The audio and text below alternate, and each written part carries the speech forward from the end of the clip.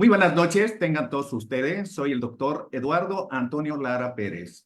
A nombre de la Fraternidad Médica por la Salud, Médicos Unidos por México, les doy la más cordial bienvenida este miércoles 24 de abril del año 2024. El día de hoy vamos a tener la videoconferencia Importancia de las resistencias bacterianas en la comunidad y va a ser impartida por el académico doctor Efrén González Arenas. El doctor González hizo la carrera de medicina en la Escuela Superior de Medicina del Instituto Politécnico Nacional, hizo pediatría médica en el Hospital General de México. Hizo infectología pediátrica en el Centro Médico Nacional 20 de noviembre del ISSSTE en la Ciudad de México. Es coordinador de los servicios de pediatría del Centro Médico Nacional 20 de noviembre y también es académico titular de la Academia Mexicana de Pediatría. Tiene múltiples investigaciones y publicaciones y es un gusto para mí darle la bienvenida y ceder los micrófonos a mi colega y amigo, el doctor Efrén González. Adelante, Efrén. Sí,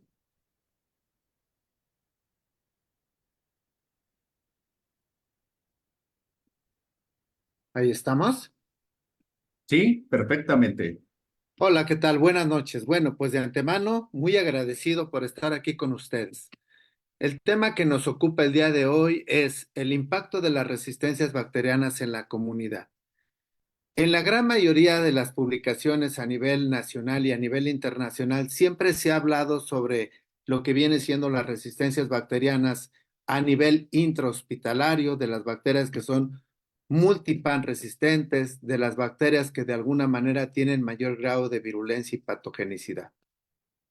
A través del tiempo nos hemos dado cuenta en los hospitales de concentración que cada día nos llegan pacientes con afectaciones por procesos infecciosos bacterianos graves o muy graves y que pueden llegar a tener desenlaces fatales y que son pacientes que están en la comunidad y que de repente decimos, ¿por qué en un momento dado se puso en estado de choque tan rápido y tan en un desenlace fatal?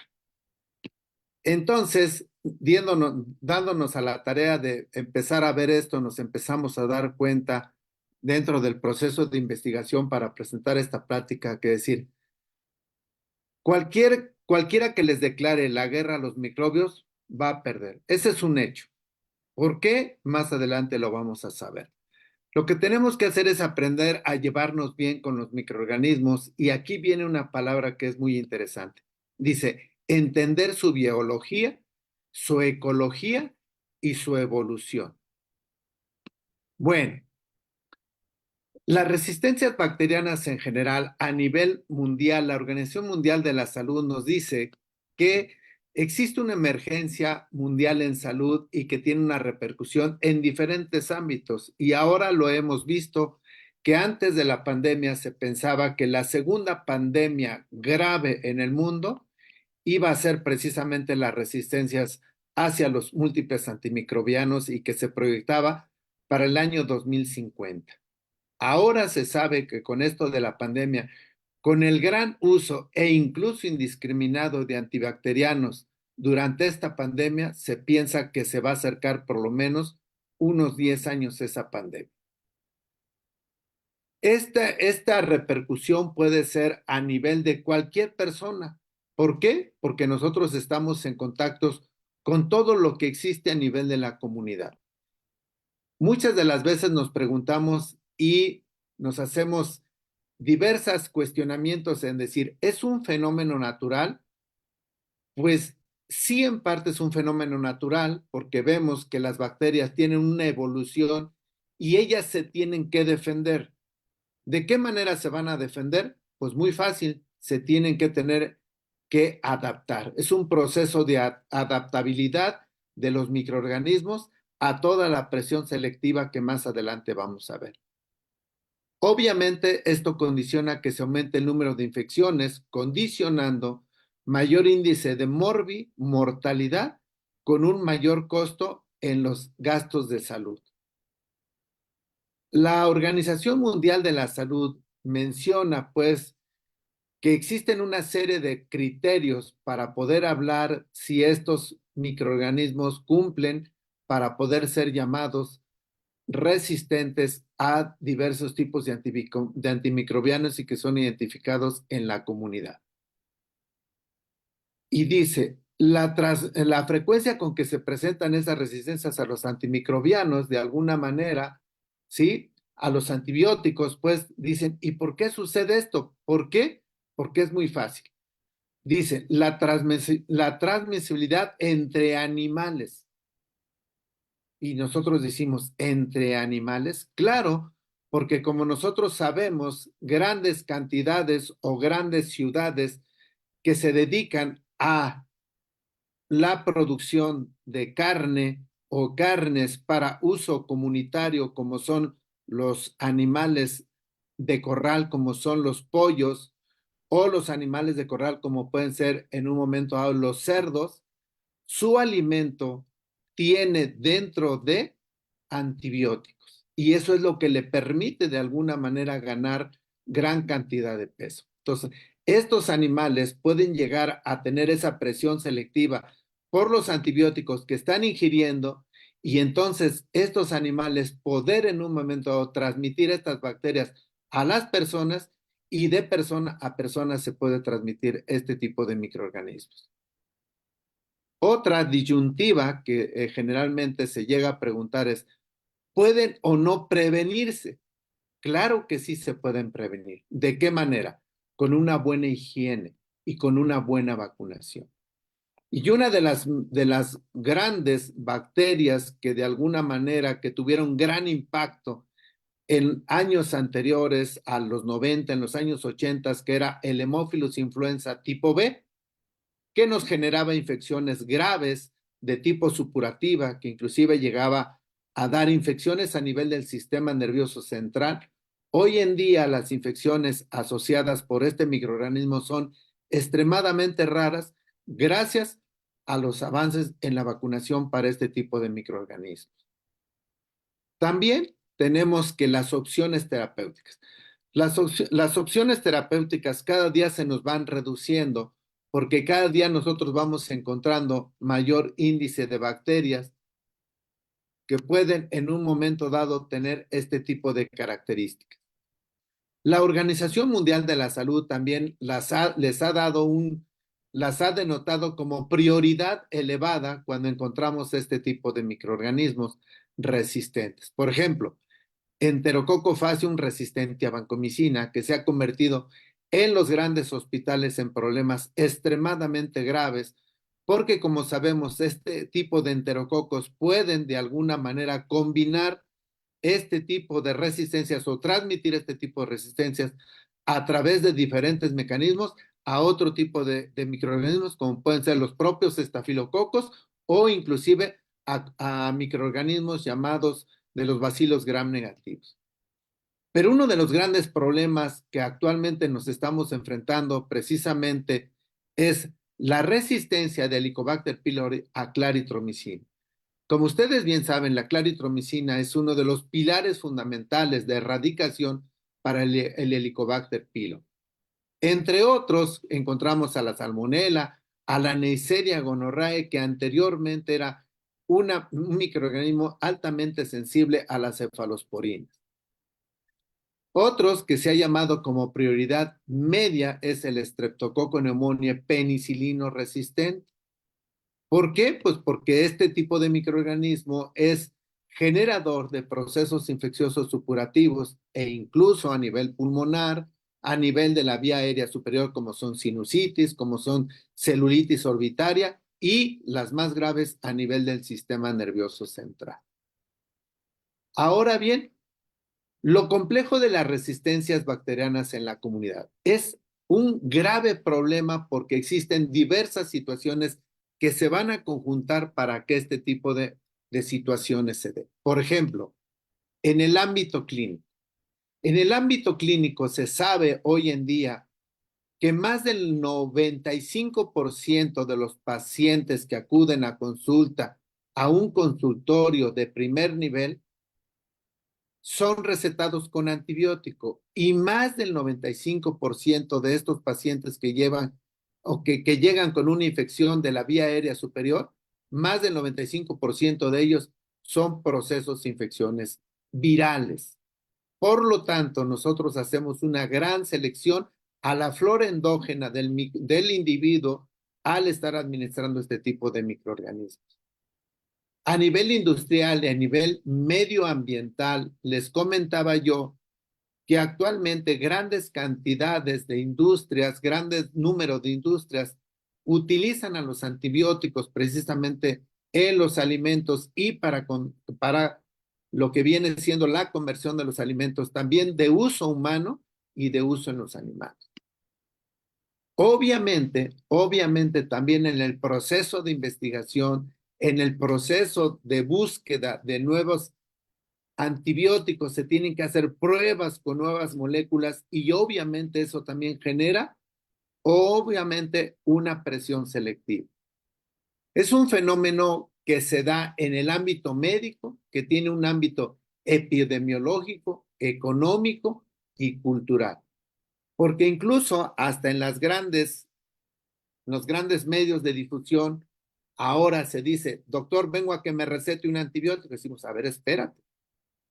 Esto es un proceso infeccioso de tipo viral. Pero ya culturalmente nosotros vamos preparados para que nuestro médico nos recete un antibiótico. También, de alguna manera, por lo tanto, es una manera inadecuada de una vigilancia muy cercana, ¿sí? Por parte del médico, por parte del ámbito general de todo lo que es el ambiente de salud. Y obviamente también es un problema de prevención con los antecedentes que tenemos de que en ocasiones o en muchas de las ocasiones tenemos alteraciones o déficits en la adquisición de vacunas. Ahora bien, a nivel de la naturaleza, ¿qué tenemos a nivel de la naturaleza? Los microorganismos tienen una estrategia propia para poder en un momento dado defenderse. ¿De qué? De la presión selectiva que tenemos nosotros de los propios antimicrobianos que se encuentran en el ambiente. ¿Sí? Y por lo tanto, estos microorganismos, ¿qué tienen que hacer? Pues tienen que adaptarse de diversas maneras. Una de las maneras más estudiadas es a través de mutaciones genéticas, precisamente para poder defenderse de esto.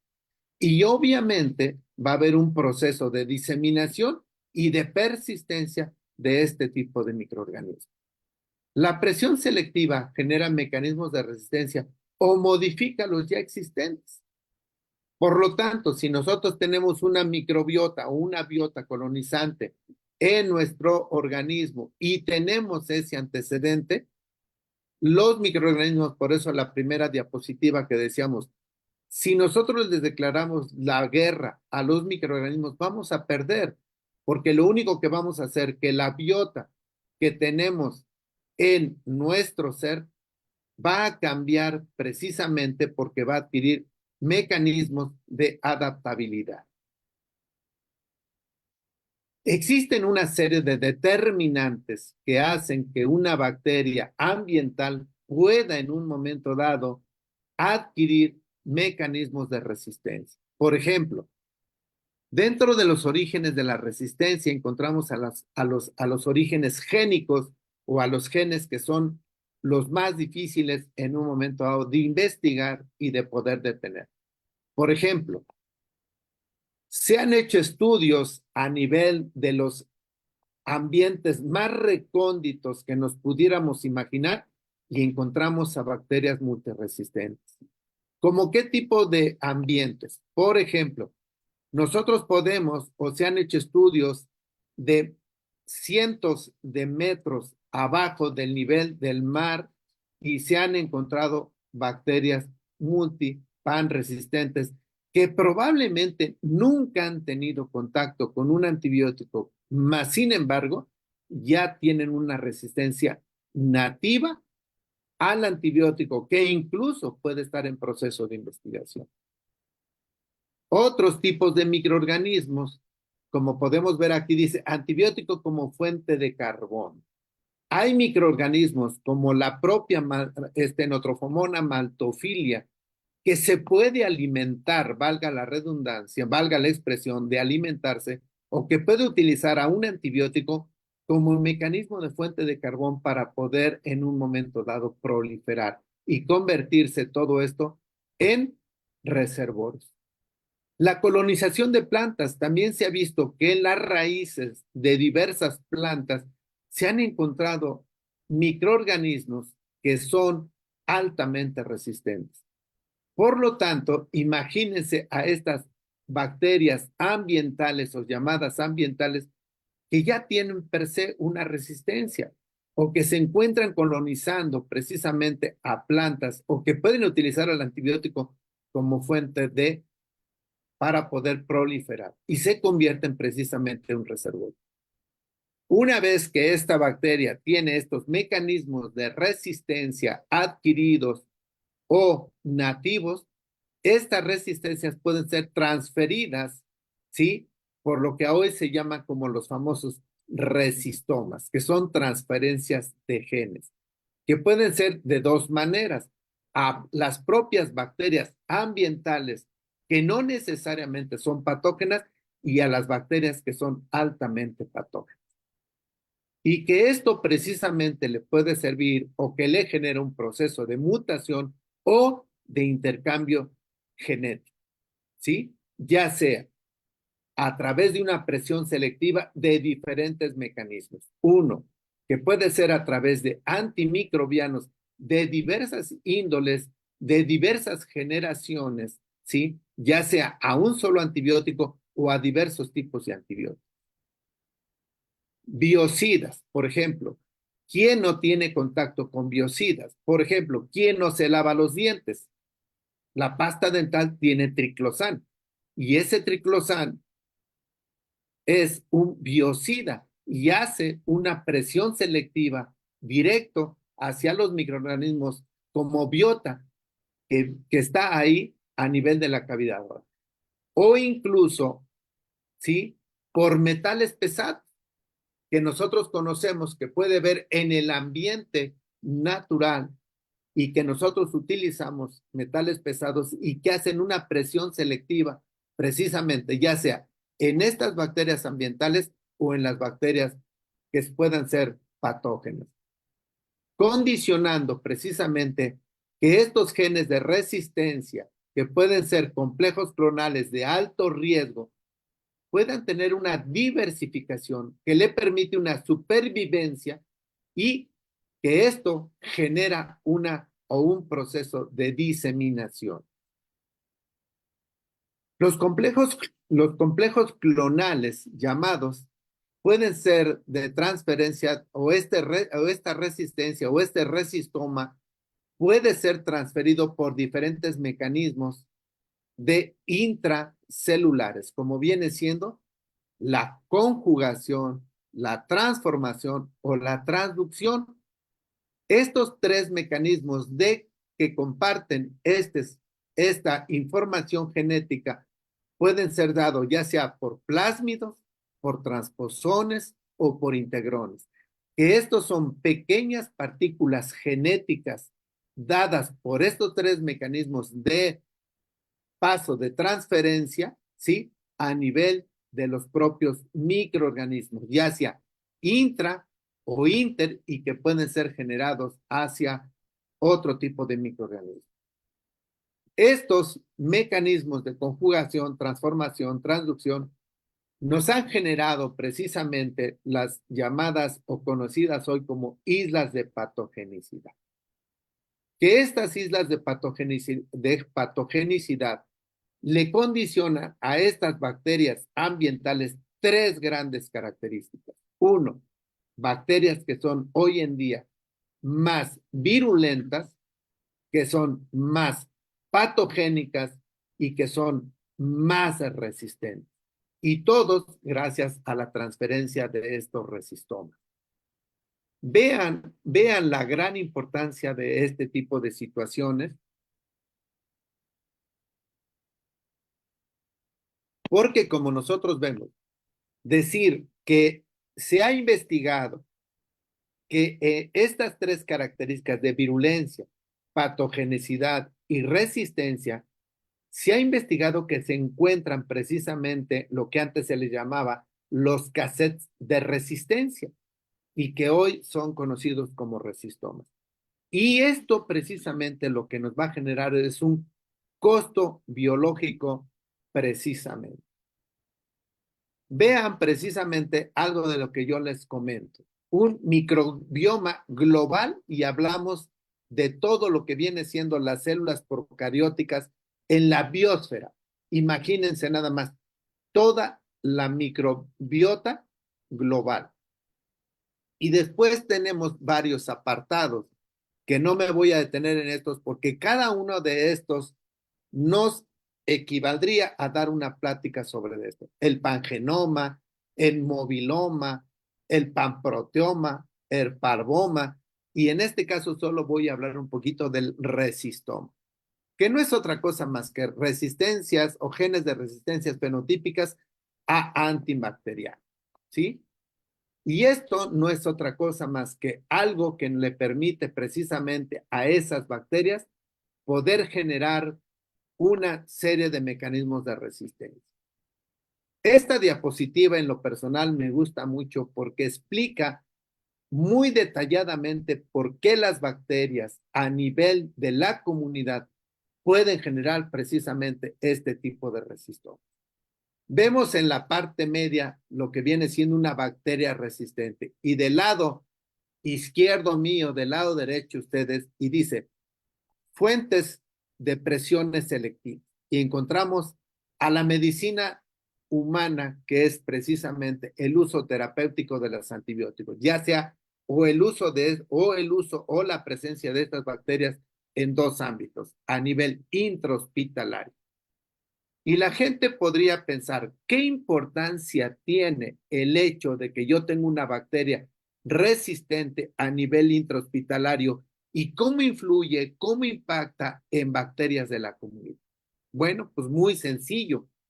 Yo adquiero una bacteria altamente resistente a nivel intrahospitalario, me curo, sano, me voy a mi casa y yo ya voy colonizado.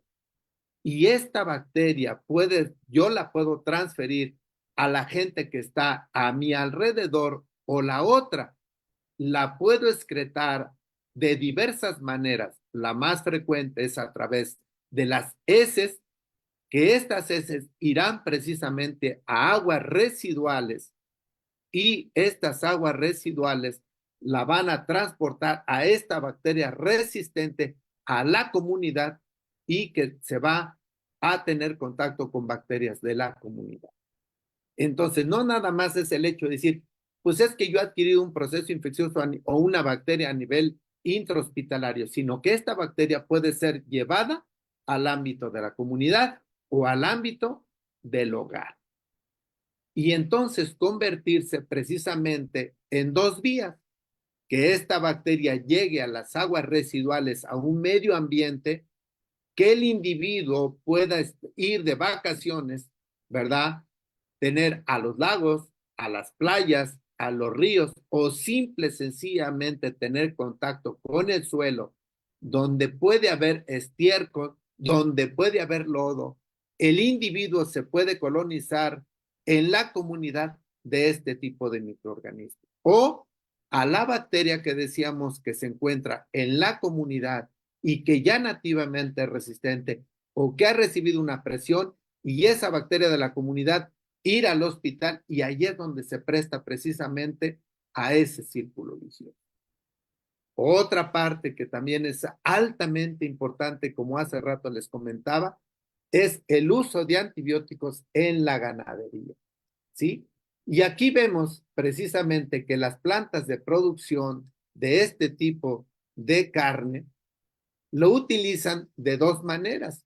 Uno como uso terapéutico en animales y el otro uso preventivo para promover el crecimiento de este tipo de precisamente de animal. Y se utiliza en la acuacultura, en los peces, en los camarones, en las langostas, y quién de alguna manera precisamente no ha ingerido este tipo de alimentos, que como podemos ver también sube y baja precisamente esta flecha en donde dice, este tipo de bacterias en los animales que han recibido este tipo de presión selectiva a través de este mecanismo terapéutico o preventivo y que se excreta a través de las heces de los animales, que nosotros lo conocemos como el estiércol, y que va precisamente, vean, otra vez al agua, que viene siendo lagos, playas, ríos y suelos, y que puede subir precisamente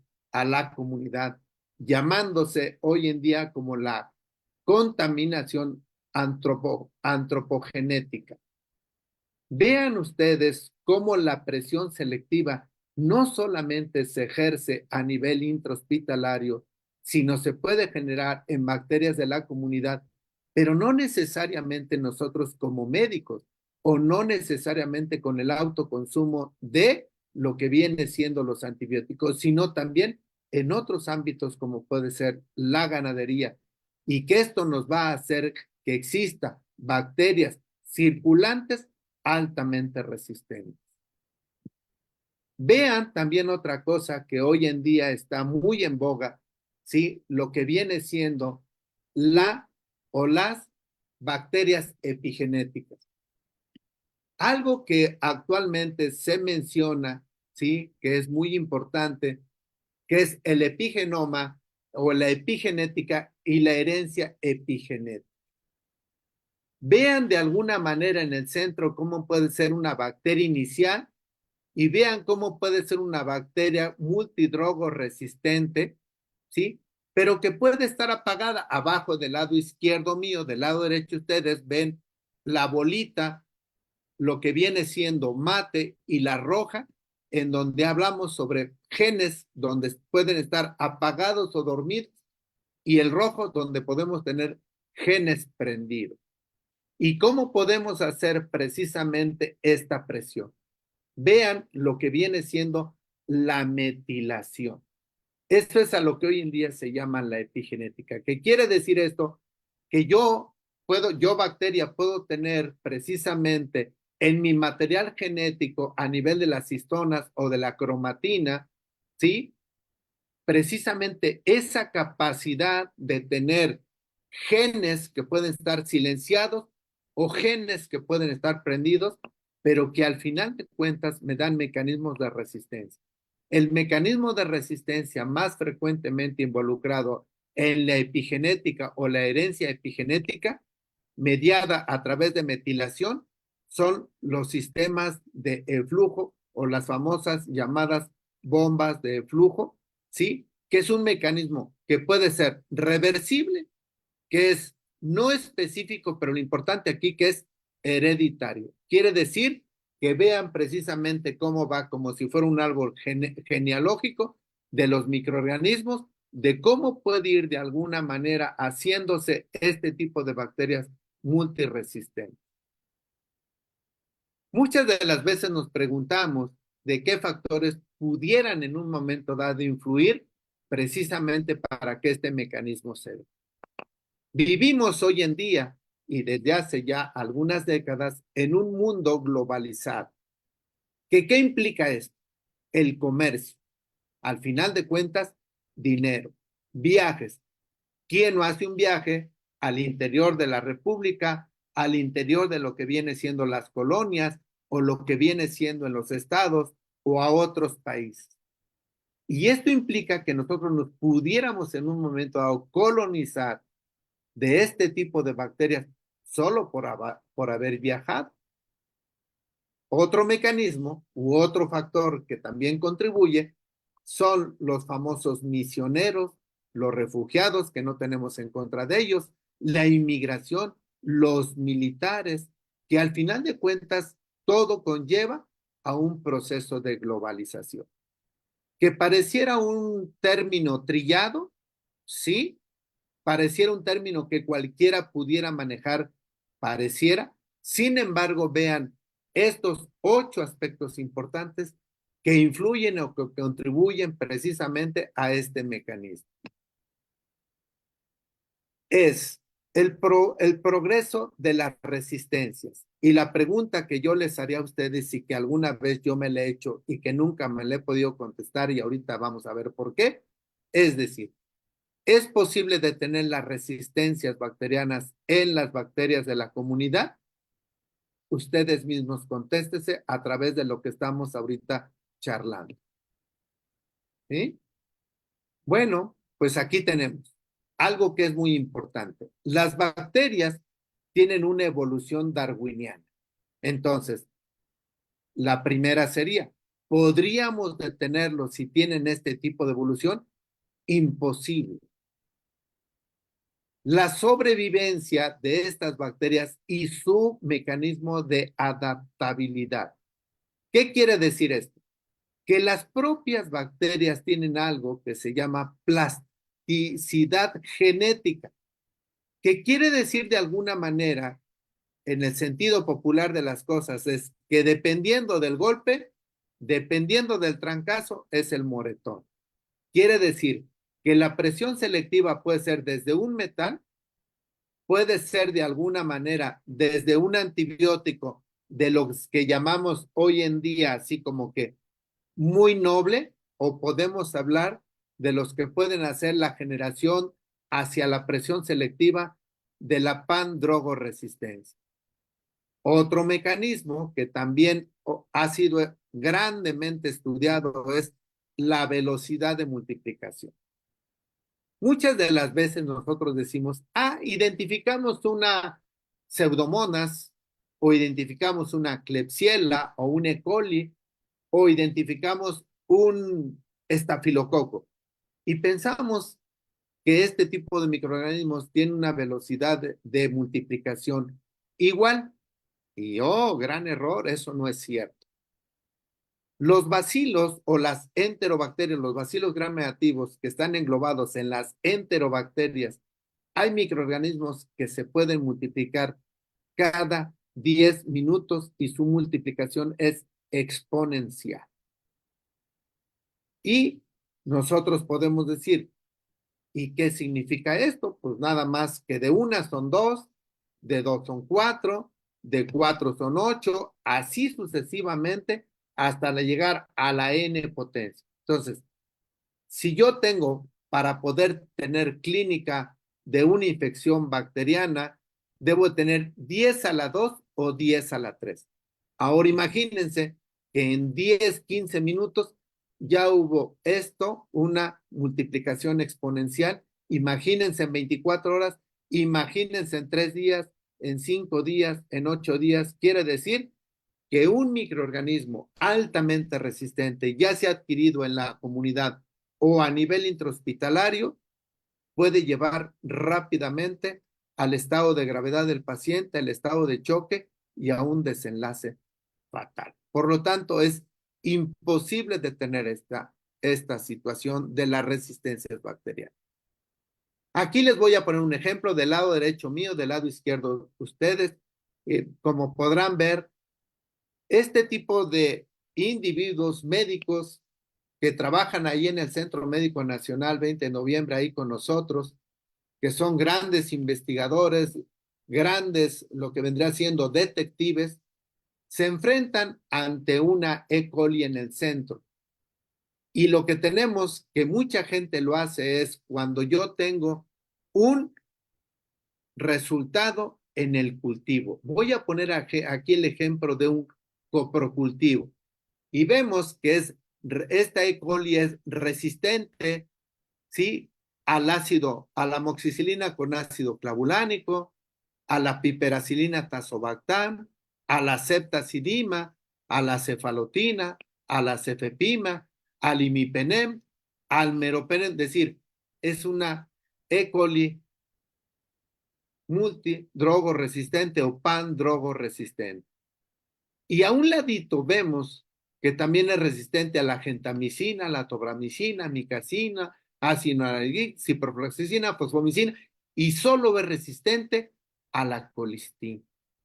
Decir, entonces, esta E. coli solo es resistente a la colistina y por lo tanto el colis podría ser el antibiótico ideal a este tipo de microorganismos, si yo solo me fijo, si yo solo tomo en cuenta al resultado del antibiograma, viendo la resistencia, la sensibilidad o la resistencia intermedia de acuerdo a la concentración mínima inhibitoria, aguas, gran error, porque solo lo que estoy haciendo es ver el resultado del antibiograma.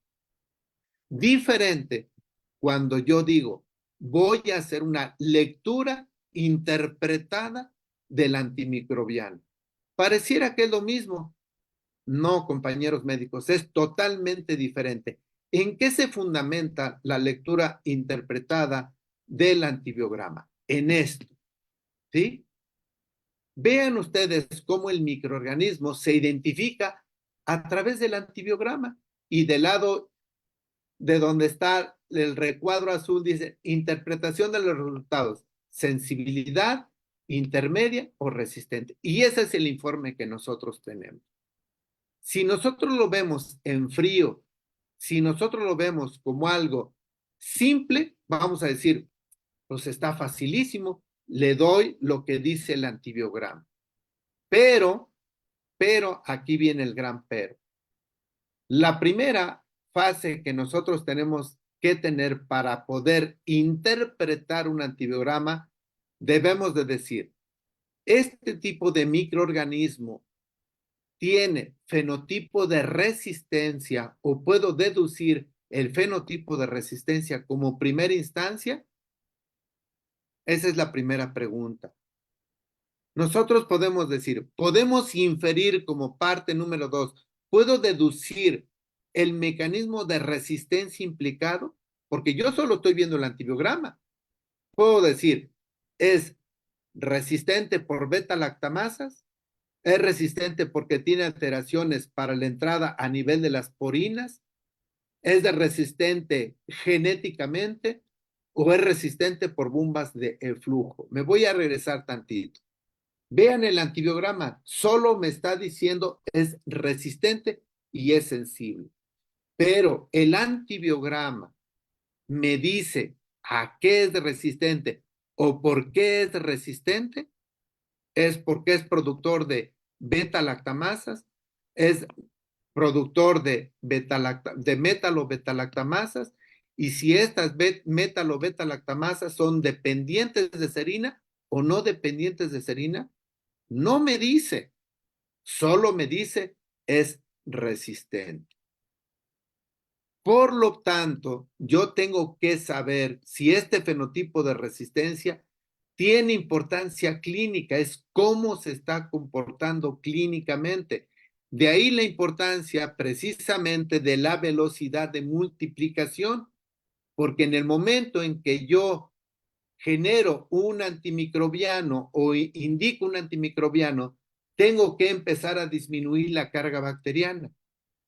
Pero ¿cuál es su implicación clínica? ¿Qué es lo que está pasando con el paciente? Es decir, el microorganismo va a disminuir su cantidad por multiplicación porque va a ser eliminado o va a ser de alguna manera eliminado por el antibiótico. Y si yo veo que el paciente de alguna manera clínicamente está empeorando, entonces yo tengo que decir, aguas, algo está pasando aquí. Por lo tanto, yo lo que tengo que decir es tengo que redefinir la interpretación clínica de los resultados. Tengo que hacer una deducción de la sensibilidad a los antimicrobianos, ya sea estudiados o no estudiados, pero tengo que tener en mente los diferentes mecanismos de resistencia, ¿sí? Porque no es lo mismo que yo o que esta bacteria tenga en un momento dado, ¿sí? Alteraciones a nivel de la permeabilidad de las porinas a nivel de su pared externa, porque el mecanismo es diferente a cuando el microorganismo, el antibiótico entra a la bacteria, se encuentra a nivel del espacio periplásmico y ahí puede ser enfrentado por las beta-lactamasas, las simples, las beta-lactamasas de espectro extendido a las metal o beta-lactamasas dependientes o no de serina. O el antibiótico puede entrar precisamente pasando el espacio periplásmico, pero puede ser expulsado por las bombas de flujo.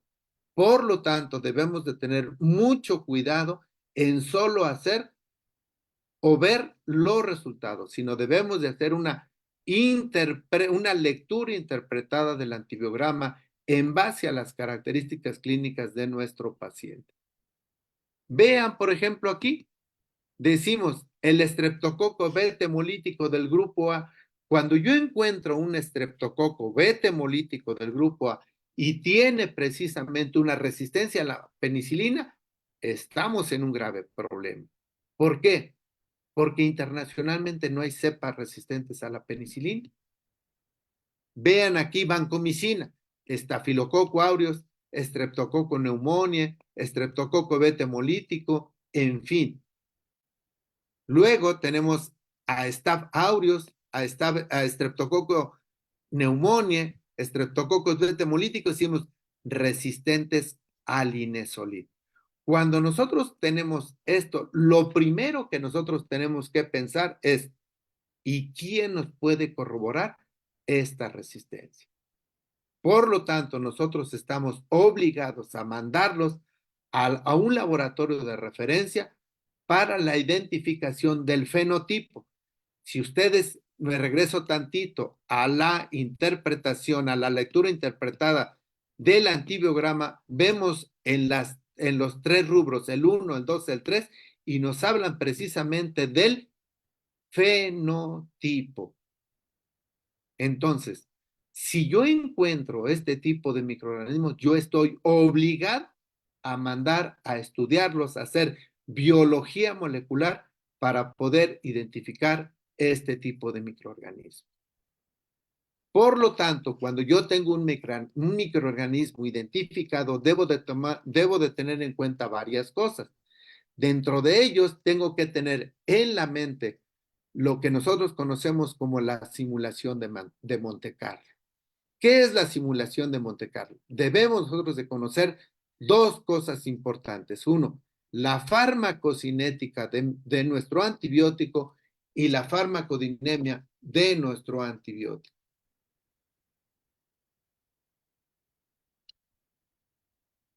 Por lo tanto, nosotros tenemos que decir cuál es el nivel sérico, cuál es el nivel tisular de nuestro antibiótico, qué concentración mínima inhibitoria tiene, qué concentración bactericida tiene, ¿sí? Para nosotros poder determinar precisamente la dosis óptima con tres características: disminuir toxicidad, aumentar la eficacia y disminución de la resistencia. Por lo tanto, nosotros debemos conocer al amigo llamado antibiótico en sus dos grandes rubros, desde el punto de vista, farmacocinético y farmacodinámico. No se trata nada más de recetar un antibiótico o de indicar un antibiótico, sino debemos de tratar de utilizar la dosis adecuada, la dosis óptima para disminuir precisamente la resistencia a los antibióticos. Existen perspectivas de solución que es algo de lo que ustedes se están preguntando. Sí. ¿Nosotros podemos ser parte de esta solución? Sí, hoy por hoy. ¿Cómo? Educando a la población. ¿De qué manera? Educar es culturizar a la población y decir, no te automediques, no te automediques. Obviamente, la automedicación va y depende, que esto hemos visto que no se ha podido mejorar cuando las autoridades sanitarias nos dijeron los antibióticos requieren obligadamente de una receta. Pero recuerden, amigos y compañeros, que hace rato yo les decía, y en los animales, los veterinarios Las grandes industrias de la ganadería, ¿existe realmente también esta limitación? ¿Cuántos de nosotros, amigos profesionales de la salud, cuántos hace rato yo les decía, perdón, más del 95% de los pacientes que llegan a nuestro consultorio pueden tener un proceso infeccioso viral y más del 95% de ellos salen con una receta que tiene un antibiótico? Nosotros formamos parte de estos profesionales de la salud que podemos en un momento dado ser parte de esta solución o somos parte de este problema. Esta diapositiva de alguna manera pudiera ser muy demostrativa para decirles, he dicho algo que ha molestado a la gente y existe separación en todos estos tres rubros: la comunidad, las autoridades sanitarias y nosotros como personal médico. Creo, amigos, que les he dado un panorama amplio de lo que viene siendo las resistencias en la comunidad y he dejado unos minutos por si existe de alguna manera alguna duda, alguna pregunta. Maestro Lara, quedo de ustedes. Muy amable, Efren. Si nos das favor de dejar de compartir pantalla, ahí estamos ya. Pues una plática bastante clara, con muchos datos, como dice aquí el doctor Ulises Reyes, dice excelente conferencia con muchos datos clínicos y el uso de antibiograma como la forma racional y práctica. Un fuerte abrazo, maestro Efren, gracias por sus aportaciones. La autoeducación es un problema de salud pública hoy día. Hay mucho por hacer en atención primaria. La doctora Froilán Guerrero dice excelente ponencia, muchas gracias. Eh, yo tengo algunos comentarios. Varía mucho en ocasiones que mandamos a hacer cultivos de pacientes, esos pacientes que no mejoran y que decimos vamos a hacerle un cultivo y un antibiograma y nos encontramos con la disyuntiva de que los laboratorios tienen diferentes técnicas. ¿Sí? Y eso también es un factor a tomarse en cuenta. Por ejemplo, hace como 35 años veíamos niños que tenían faringoamigdalitis bacteriana clínicamente y tuvimos la fortuna, porque además es bastante difícil, no es tan fácil, de mandar a hacer grupos, un grupo que se hizo en un laboratorio del Seguro Social, otro grupo de niños que se hizo en el laboratorio del Hospital General, dependiente de la Secretaría de Salud, y otro grupo más que se hizo de manera independiente en forma particular. Y los resultados fueron bastante desconcertantes. O sea, lo digo porque cada uno de los laboratorios tenía una nomenclatura para mencionar a las bacterias diferente. Y luego, también cuando preguntamos cuál era el medio de cultivo que habían utilizado y las horas a las que habían hecho las lecturas, también nos encontramos ahí unas diferencias, pues importantes. Por ejemplo, algunos laboratorios hacen lecturas a las 18 y 24 horas, otros a las 36 horas, y creo que ese es un rango de tiempo bastante raro. ¿Nos quisieras, más o menos orientar en ese aspecto? Porque hay gente que utiliza en las cajas de Petri, hacen un preparativo de cultivo ahí mismo en el laboratorio. Otros, me parece que hay una empresa que les surte. En fin, no sé, ¿cómo está eso? Sí, mira, gracias por la pregunta. Mira, por ejemplo, hay laboratorios de primer nivel, por ejemplo, que siguen utilizando las cajitas y siguen utilizando los famosos sensidiscos, que desde el punto de vista de sensibilidad y especificidad dejan mucho que desear. En los hospitales, muchos de los hospitales utilizan los medios automatizados, algunos tipo Byte, por poner un ejemplo, y no es comercial, los famosos estudios computarizados. que de alguna manera cuando una bacteria está creciendo, prende el foquito rojo, ¿sí? Y nos dice algo está creciendo aquí y ya no debemos de dejarla ni 8, ni 12, ni 24, ni 5 días. La computadora hace la lectura y ya nos da una idea. Y la otra, que hoy en día los hospitales de tercer nivel están utilizando la espectrofotometría de masas, que esto nos da mayor ciencia y especificidad y va unificando precisamente este tipo de criterios. Por lo tanto y por consiguiente, de alguna manera, nunca habría que dejar de vista el estado clínico del paciente. Si un paciente de alguna manera estamos viendo que clínicamente no está respondiendo, lo primero que tenemos que hacer es tipo semáforo. El paciente responde en verde, sigue. Si el paciente sigue con fiebre, semáforo amarillo o rojo, aguas porque algo está pasando si no está respondiendo. Y de ahí viene precisamente la nueva reexploración clínica para el análisis clínico del paciente y apoyarse con estudios de laboratorio. Hoy en día sabemos, pues, de alguna manera de los famosos reactantes de fase aguda, que precisamente son dependientes de la liberación celular de citocinas y la elevación de estas. Dentro de ellas, una de las que más actualmente nos está dando gran uso y gran ayuda en los hospitales es la procalcitonina, que es dependiente de citocinas proinflamatorias. Hoy en día, de alguna manera, otros estudios, como puede ser la biometría hemática, que es de gran utilidad, la proteína C reactiva, la velocidad de sedimentación globular, nos ayuda, nos ayuda.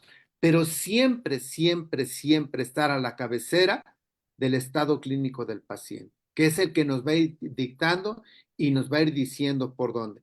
Si nosotros estamos viendo que un paciente clínicamente no está evolucionando y el estudio, estamos viendo que el estudio microbiológico es en una caja de Petri y es con sensidiscos, allí es donde nosotros nos podemos decir, me está diciendo que es sensible a determinado microorganismo, que le estoy dando el antibiótico que pudiéramos decir es específico, pero clínicamente no me está dando una buena evolución.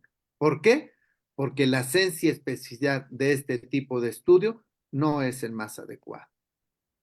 Y tienes toda la razón, porque creo que no ha cambiado, creo yo, la idea del médico tratante en segundo y tercer nivel de atención con pacientes graves, hospitalarios, en el que se va a usar antibiótico porque tiene un estado de gravedad por un proceso infeccioso, pero generalmente, por ejemplo, varía mucho. Llega un niño, un escolar con una neumonía, viene de su domicilio y pensamos en una serie de gérmenes y no podemos identificarlo.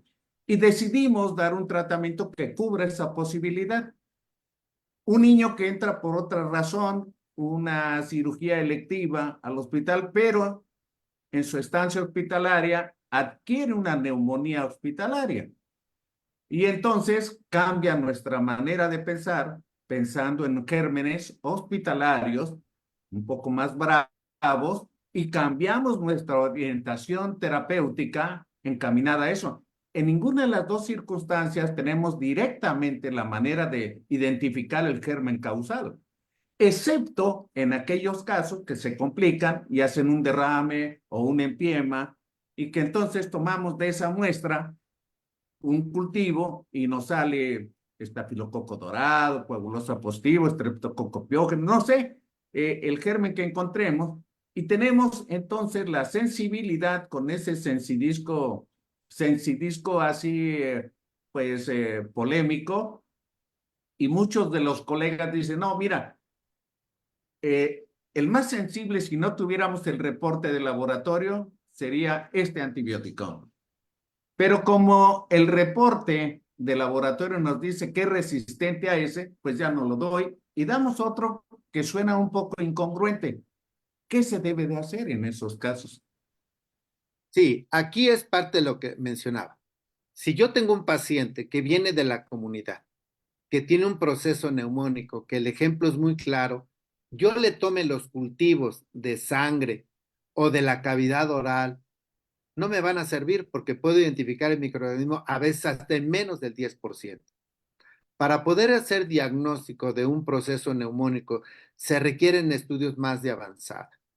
Dentro de ellos, inclusive, hasta una tomografía computada, una resonancia. Pero vámonos con lo simple, una radiografía. Es un niño que viene, un adulto que viene de la comunidad, que clínicamente se ve mal, que clínicamente tiene fiebre persistente, que ya le dieron uno o quizá dos antibióticos y que yo lo oigo, lo exploro, la clínica prevalente, lo exploro, lo escucho y digo, clínicamente al nivel pulmonar algo tiene porque yo le encuentro estertores bilaterales, diseminados. Le voy a tomar una plaquita de tórax. Ahí puedo ver varias cosas. Uno, que no sea una neumonía complicada con un derrame, con un empiema X, o la otra, que solo sea una neumonía, pero ahí puede ser que sea con un infiltrado intersticial, que ahí me puede decir, puede ser viral, puede ser gérmenes intracelulares, puede ser micoplasma, de los gérmenes llamados atípicos o intracelulares o virales. O una neumonía donde se ven como parches y decimos, esta es una neumonía de focos múltiples. Y entonces ahí decimos, si es una neumonía de focos múltiples, lo más seguro es que sea un estafilococo, secundariamente puede ser un estreptococo neumonía y como tercer posibilidad, un bacilo gram negativo.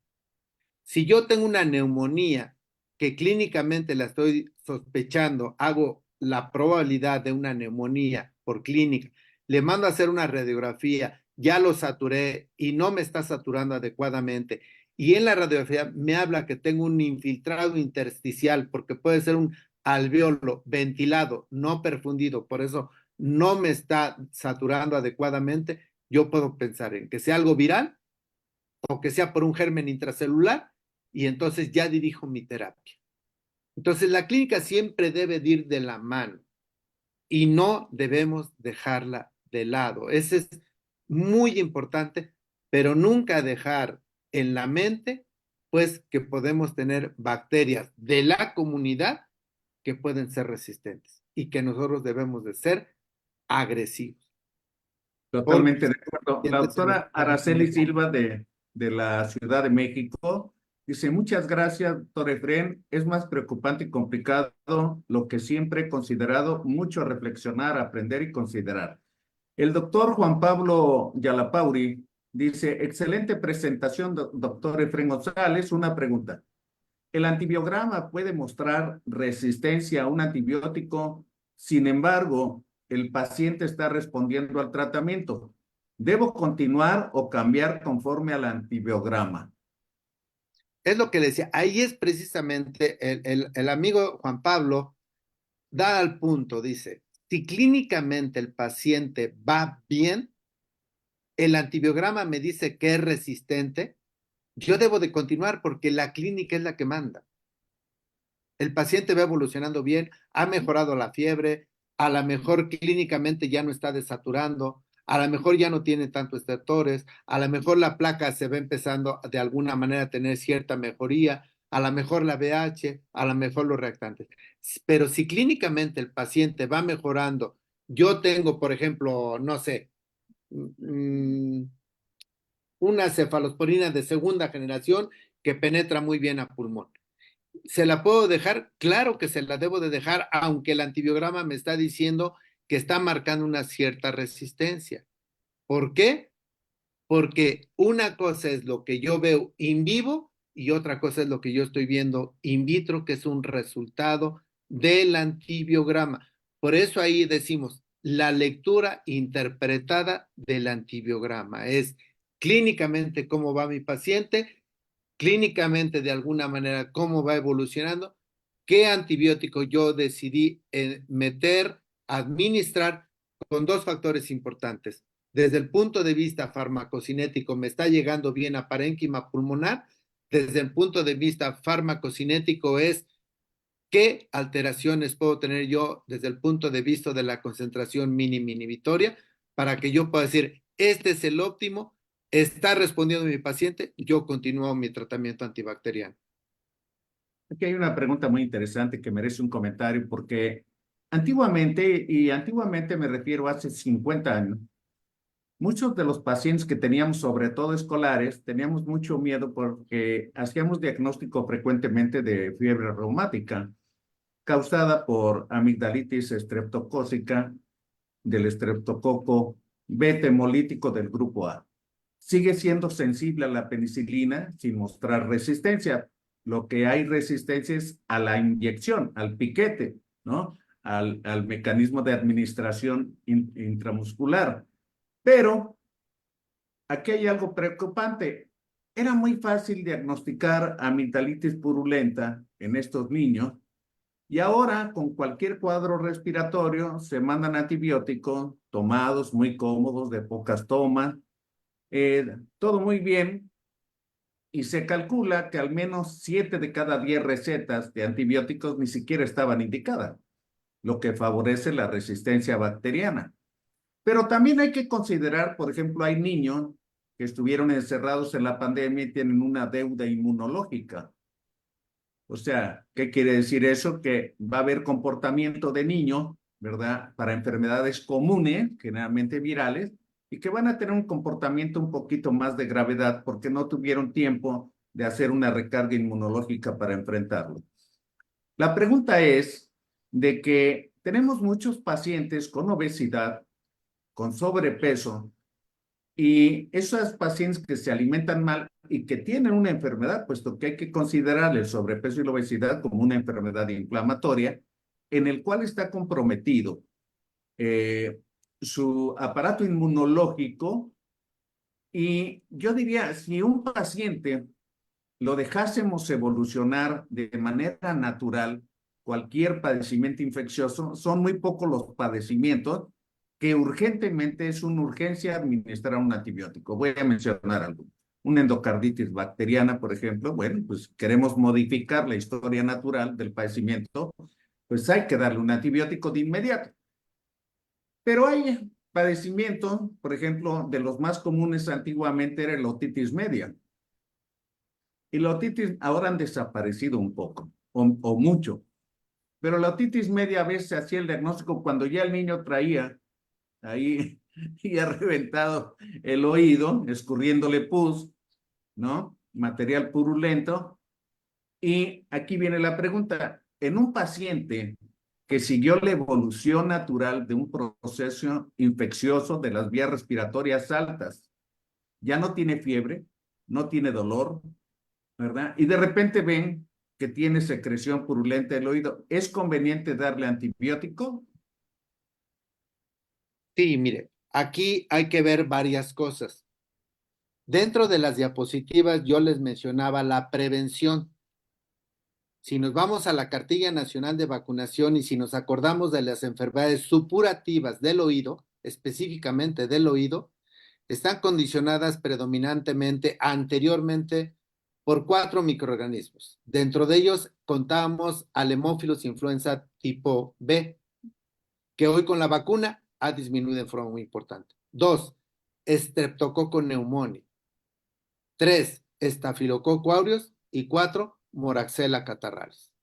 Los 4 pueden presentar resistencia ante los antibacterianos. Streptococcus pneumoniae, penicilino resistente. Obligados estamos de alguna manera a estudiar y tomar estudios, pero estudios que sean confiables. Si yo le tomo por hisopado secreción purulenta del oído, ya voy a estar pensando en que esa puede ser una colonización de lo que viene siendo el oído externo. Por lo tanto, yo tendría que hacer un estudio del oído medio o del oído más profundo para que sea en un momento dado más confiable. La segunda es que si yo ya tengo una otitis media supurada, tengo que cerciorarme que no tenga una otomastoiditis. ¿Por qué? Porque se me puede complicar, uno, pues nada más con un empiema subdural a nivel del sistema nervioso central o con una meningitis por contigüidad. Entonces, estoy obligado de alguna manera, antes de cambiar mi antibiótico, que podría ser la respuesta es, tengo que valorarlo y probablemente sí debo de cambiar, pero antes que eso tengo que ver que mi paciente no se esté complicando. Y para eso yo ya necesito tener estudios de avanzada. No puedo nada más porque el paciente clínicamente va bien, el paciente va mejor, se le ha quitado la fiebre, pero aparece la secreción purulenta. ¿Qué quiere decir y de qué me habla eso? Que tiene un proceso inflamatorio persistente. Tan es así que está haciendo que el proceso inflamatorio haya hecho que la membrana timpánica haya, como dice usted, reventado, explotado y por eso salió la secreción. Entonces yo Y, tengo total- que estudiarlo porque si no me puedo confiar y el paciente se me puede complicar. y totalmente de acuerdo contigo porque es una de las causas de hipoacusia, Ujú, eh, una otitis bacteriana maltratada o crónica. Pero hay otra duda aquí específicamente con la otitis. Y lo digo esto porque es muy difícil, el diagnóstico prácticamente es clínico. ujú, Difícilmente se le va a pasar a buscar el germen causal, sino que es clínico.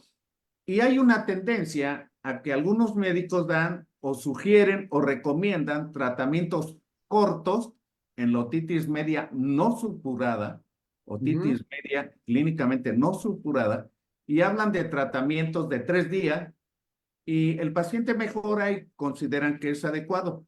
Hay otra tendencia, otra conducta de médicos que dicen, no, tiene que tomarse como una infección formal y darle tratamiento 10 días.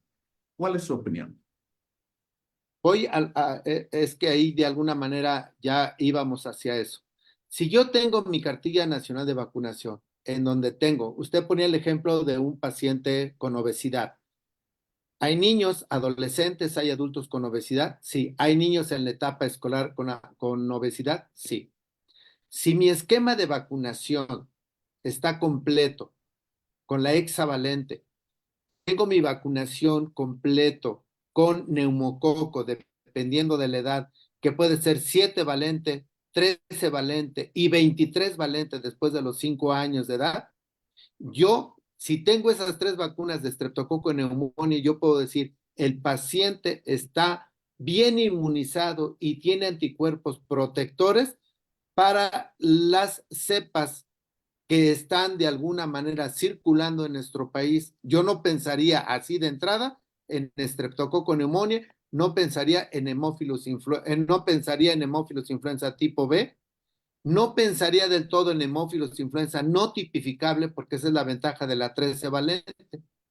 Entonces es ahí donde viene la clínica, donde de alguna manera yo no debo de perder precisamente eso, donde yo de alguna manera digo, bueno, ok, tengo este paciente con estas características, sí, puede tener hipacusia, sí, pero y si yo me confío y solamente le cambio el antibiótico y el paciente ya tiene una otomastoiditis, o sea, ya están implicadas las mastoides y yo le doy solamente 7 días de tratamiento o 14 días de tratamiento, ¿qué va a pasar?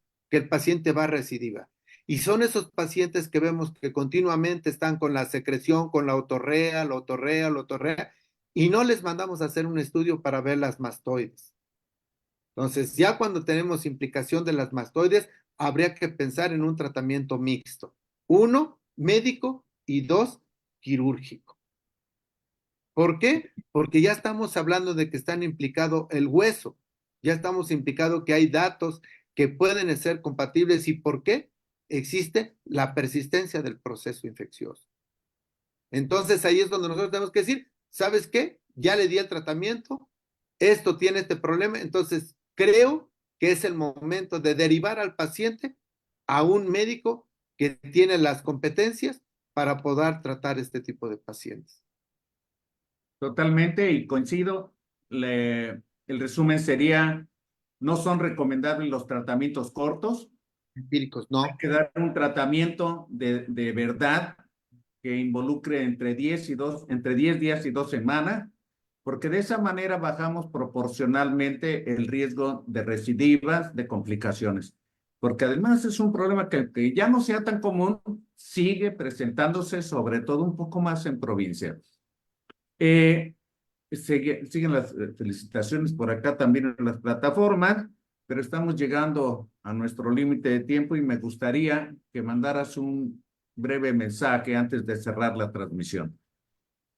Bueno, el mensaje que sería es muy importante, que no nos confiemos cuando tenemos un paciente grave, no nos confiemos en que el paciente viene de la comunidad y las bacterias de la comunidad son nobles.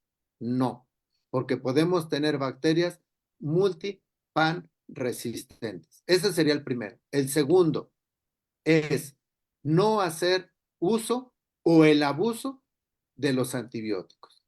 Debemos de conocer, el tercero sería, debemos de conocer el comportamiento del antibiótico en base a lo que yo les decía, la simulación de San Carlos. Es conocer su farmacocinética, conocer su farmacodinamia para poder establecer el mejor de los tratamientos. Y cuatro, sería lo ideal, que muchas de las veces estamos imposibilitados, tener el agente etiológico causal para hacer un ataque directo.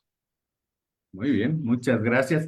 Quisiera agregar, si me lo permites, que estamos ante el cambio climático, el estrés hídrico, la contaminación y que ya estamos viviendo un comportamiento diferente por vectores, por comportamiento de padecimientos, así como en el clima.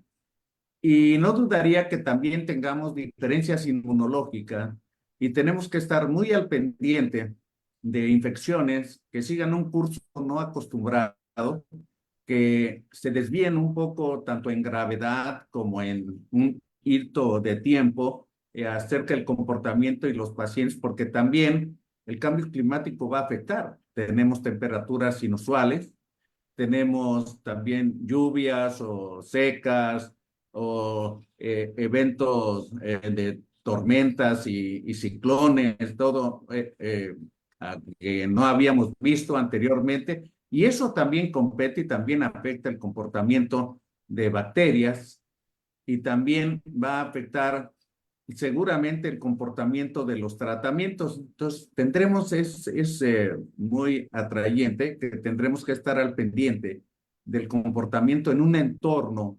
globalizado de qué es lo que está pasando con el comportamiento bacteriano, el uso de antibióticos y el cambio climático. Quiero Sí, agradecer, perdón. le iba a hacer un pequeño comentario a referencia de eso. A medida que existen todos estos movimientos o todos estos del cambio climático en el índice,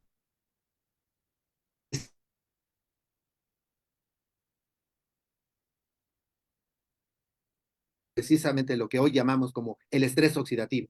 O sea, ya no solamente vamos a hablar sobre lo que viene siendo el cuerpo, el organismo, no vamos a ir a hablar sobre lo que viene siendo la célula del organismo. Ahora vamos a ir a hablar sobre lo que viene siendo es qué pasa dentro de la célula a nivel mitocondrial. Es cómo se comporta la mitocondria, qué pasa con esos radicales libres de oxígeno, qué pasa con esos radicales libres de nitrógeno y precisamente qué implicaciones tiene en la respuesta inmunogénica de esa célula. O sea, ya estamos hablando de la proteómica, ya antes hablábamos de la genómica y todo eso. Ahora podemos hablar de la proteómica y de la electrómica. ¿Por qué de la electrómica? Porque sabemos precisamente que el comportamiento de la molécula oxígeno puede tener precisamente diferentes comportamientos y precisamente es parte del estrés nitrooxidativo. O sea, ya no vamos a la mitocondria, pues, como antes se decía, el edema de la mitocondria. Sí, ya, ¿Se acuerdan ya. de ese término? Así es. No, pues atrayente y da para otra videoconferencia. Así es de que queremos agradecer al académico doctor Efrén González Arenas su excelente conferencia y quiero decirles que en unos minutos más estará el video en nuestro canal de YouTube. Muchas gracias a los que se unieron, muchas gracias a todos, un abrazo fraterno y que pasen buena noche. Hasta pronto.